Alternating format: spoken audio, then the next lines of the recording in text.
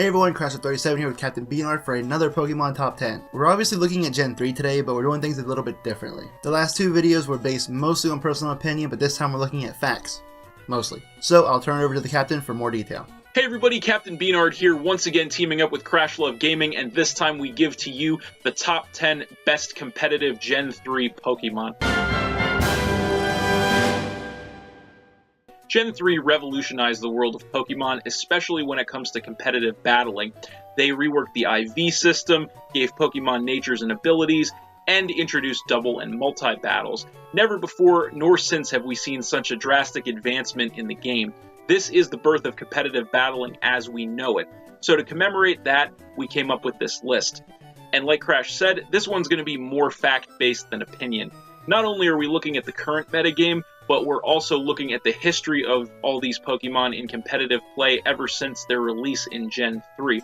In addition, I've been playing competitively ever since Gen 4, and Crash has since Gen 5, so we'll be using our own personal experiences too.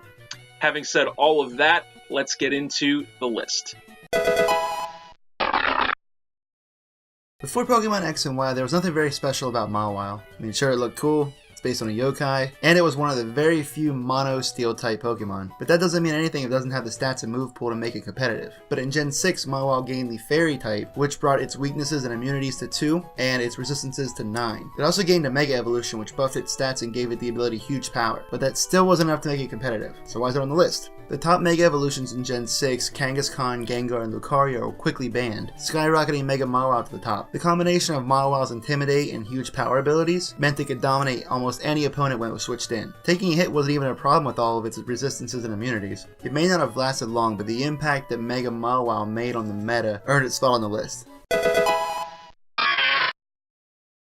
One of the key factors in determining how good a Pokemon is competitively is its typing. Certain types work better together than others, and the fewer weaknesses the better.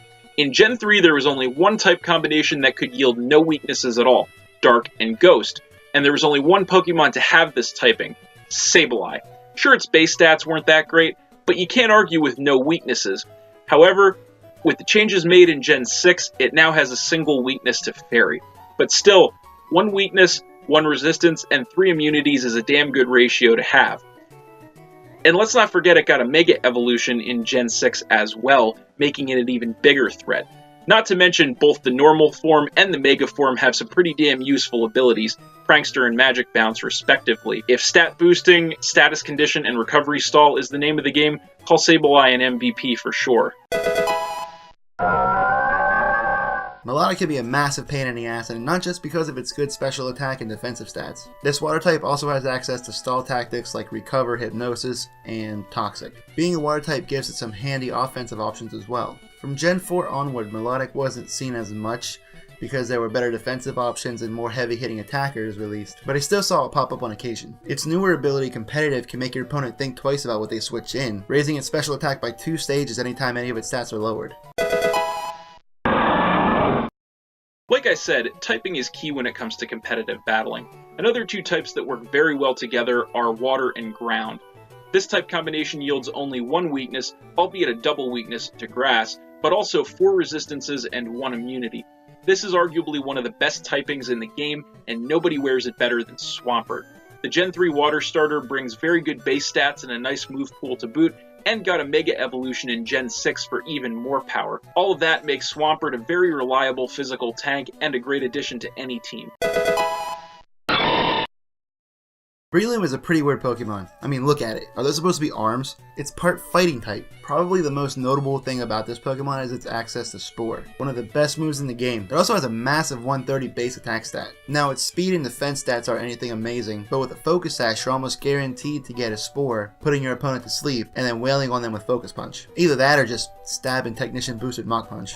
So that's the end of part 1. Head over to Captain B-Nard's channel right here for the rest of the list. Don't forget to like and subscribe. Let us know what you think of the list so far, and we'll see you next time.